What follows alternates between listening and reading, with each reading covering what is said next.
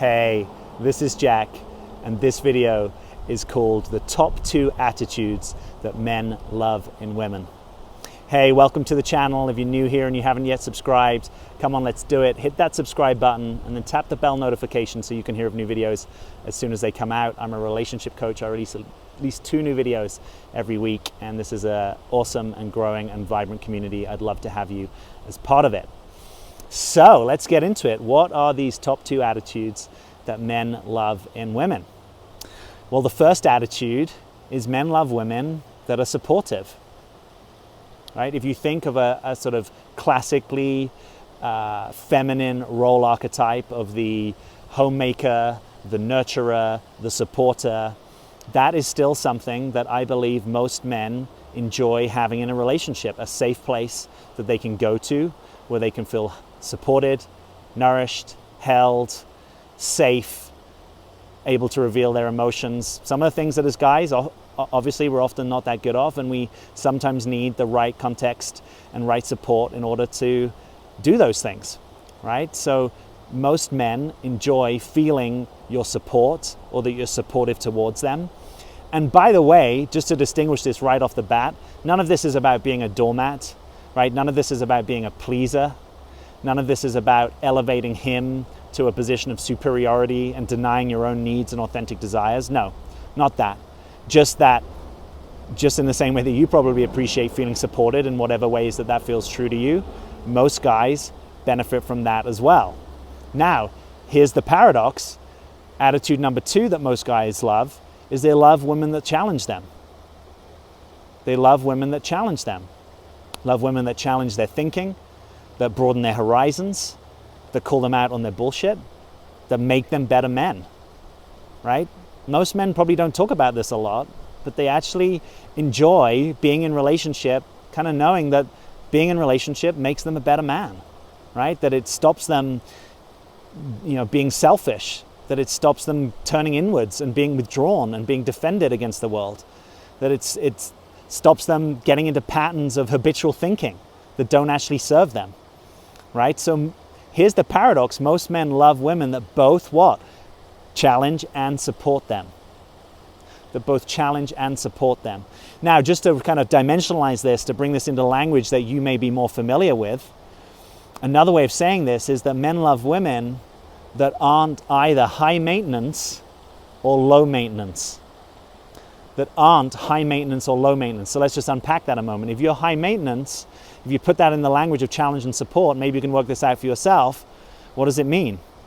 It means that you're high challenge, low support, right? Or in its extreme, all challenge, no support, right? Now, guys often like the challenge in dating, right? So they may pursue a high maintenance woman. But when you talk to men and actually being in relationship, in the day-to-day of relationship, most men don't want a high maintenance relationship, right? They'll call that overbearing, dramatic, reactive, too much. And it's actually not in right relationship for them. Conversely, if you are low maintenance, what does that mean in the language of challenge support? Yeah, you probably figured it out. It means high support, low challenge, or in its extreme, all support, no challenge, right? So guys like the experience of feeling, oh, this is super comfortable, safe, nurturing, nourishing, retreat, sanctuary. That's really important. But if it's only that, and you never push back on him, you never have an opinion about something, you never challenge when he's doing something that actually is hurting you or impacting you negatively, if you never call him out, if you never give him suggestions, most guys, they kind of start looking elsewhere, right? Because that's kind of ultimately, it's a little boring or it's a little low key. And if you just name it for what it really is, often it's not that authentic because it means there are parts of you that you're not bringing into the relationship, right? Your edge, your anger, your wisdom, right? The places that where maybe you see, actually in a loving way, he might benefit from my challenge here. He can still make his own mind up about whether he takes it or leaves it, but I'm going to bring it to him, right? So another way of talking about this, and I probably need to come up with a sexier phrase, is being middle maintenance, right? Middle maintenance means neither high maintenance nor low maintenance. That you're actually in right relationship with both challenging and supporting, right? All challenge, no support, you don't tend to get the guy. Conversely, all support, no challenge, you also don't tend to get the guy. And that might be news to you, right? If your way of loving is by being very supportive and accepting and not really having edges, you actually may want to recontextualize your understanding of what it means to be loving, that it can include your authenticity, your boundaries, and your anger, right? The places where you say, hey, actually, this isn't working for me, or you're treading on my foot. I don't know if you're doing that. I want you to stop doing that, right? Or where you notice, yeah, he's kind of gone a bit slovenly in his life, and he may actually need to be invited to look at, is the way he's spending his time, is that actually true to him? Not from a place of nagging and being his mother, right? Not from a place of blame and shame. Very few guys respond if you mother them in a demanding or overbearing way, right? For most guys, that just brings up trauma, wound, a past, something that they don't actually want to recreate. But if you do your challenge lovingly and say, hey, I know how important your career is to you, and I notice you're putting all this time into this particular thing, and I'm just wondering if that's actually the best use of your time, or I know your career is so important to you, and I see you so tired because you're staying up so late playing video games. I'm not trying to nag. I just want to know, is that what you want for your life? I love you. I want to support you. And I also want to share with you what's real for me. Right? So there's ways of doing this that aren't about mothering or nagging or being overbearing, that are actually about bringing what's real, true, and authentic, doing it from a place of love and from an expanded definition of what is loving to include what is real in your experience, right? Real love is not just being kind when actually you feel resentful or angry, right? Real love is not just I'm sacrificing my needs all the time so that when I get angry, I actually consider myself worthless and that I'm being a doormat, or that you're taking advantage of me because I'm not actually honoring my own authentic boundaries and what's real for me. And for most of us, honestly, myself included, this is work, right? This isn't just that you hear this and you get it. It's like, wow, you might have to work on noticing, just think of which side of that do you normally fall. Are you more likely to be challenging or more likely to be supporting? What would it take for you to include the other polarity? What would it take for you to slow down into yourself, notice, this thing that you're talking about being challenging, I don't have much relationship with that. I don't really know that. I mean, I get it maybe intellectually as you're saying it, Jack, but I don't really have a place in me that knows how to do that. I don't have a lived experience of it. So that might be something you say, hey, I want to cultivate it. I want to call it in. I want to practice it. And I'll give myself permission to fail. I won't know how to do it immediately. But I get that the more I do this, the more likely I am to bring the real me into connection with him, and also the more likely I am to actually attract the right guy in the first place. Because when you're either really, high support or high challenge, you might attract a guy that wants to play an unconscious game with you called, hey, can you support me all the time while I go and live my dream and I don't actually pay attention to you and I'm not present fully in the relationship, right? You can be my substitute secretary. You can be my substitute support person so that I can just go out here and Peter Pan my career dreams, and you're actually like a second-class citizen in the relationship, right? Plenty of guys will want to play that game with you. There may be other guys that if you're all challenged, no support, that actually reconfirms something maybe they experienced that in their childhood, that they never really felt loved by their parents or by their mum, and now they're happy to recreate that with you. So really we don't have that much love and support going around in the relationship.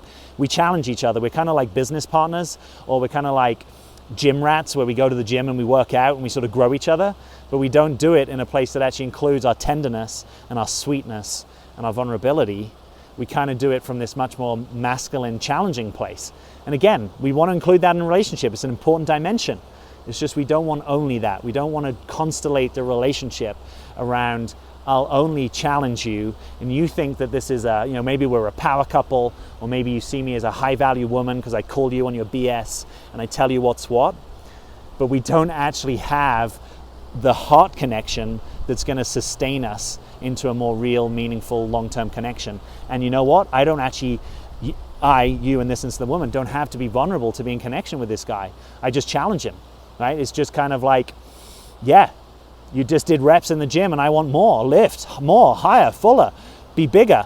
And sometimes this can even get wrapped up in common personal growth parlance of, I'm just going to help you be the best version of yourself, right? In a certain level of development, we want someone to help us be the best version of ourselves. At another level of development, we realize, hey, maybe I just want to be the truest, most real and authentic version of myself. rather than living into some projection that you have on me and my career about how I can be better, right? Or how I can be best version of myself. And actually it's your inner critic that kind of runs riot on me, challenges me, but I never get to stop, rest, be, cherish, nurture, love, and connect in this deeper way that for most men is one of the most precious things that you can bring them in relationship, is that place where they feel supported and safe to reveal more of who they are. We're not great at doing that sometimes as men. Culturally, it's not expected of us. Historically, it certainly wasn't expected of us.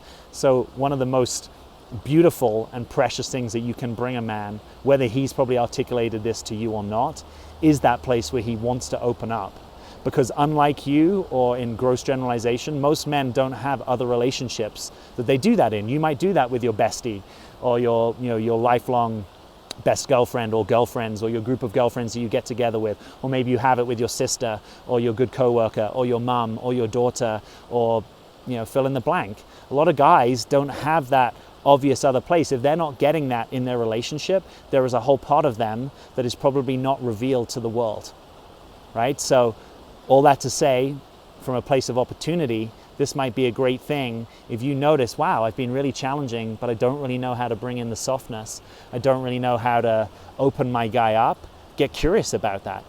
You might even in a more connected moment invite him to share with you other things that have him notice up more, or perhaps even more powerful is you just being a really diligent observer of what actually opens him up. Maybe it's when you rub his shoulders. Maybe it's when you ask him to tell you about what's stressing him at work. Maybe it's when you guys go on a romantic getaway. Maybe it's when you look lovingly in his eyes and he just knows that you love him, and from that place there's things that he wants to share with you. So this video is really my invitation to you to both challenge and support, and to see those things as equally vital and valuable, both to you and your authenticity, whether you're in a relationship or not, and that a real man and the right guy for being in a relationship with you will love and welcome those things. Doesn't mean he always wants to hear it. Doesn't mean that you guys won't have conflict. Doesn't mean that sometimes he's going to push back, or sometimes might in a difficult moment wish it were easier, but really he doesn't, right? Most guys have had opportunities to be with a low maintenance woman in the way that I've described, or a woman that loves them so unconditionally that they just get to run the riot act. It's all on their terms. It's all showing up when they want. It's all, they get to hang out whenever they want. It's all you running around after them like some kind of surrogate mother. But that's not really what most real authentic guys at the edge of their development want in an actual committed relationship. So if you want that, I want that to happen for you. I hope this video invites you on your way. And if you're interested in being more real and being more you, I'm going to put here as the first link beneath this video, my Real Freedom Guide. It's my guide. It's a free ebook. It's real, it's deep, it's meaningful stuff, and it's my guide to help you be more of the real you, which if you've been on this channel any moment, you'll realize is what a lot of this is about. So click that link, download the guide, hit me up, let me know what you think of it. And in the meantime, questions and comments below the video. And as always, I'm Jack. Thanks for being here.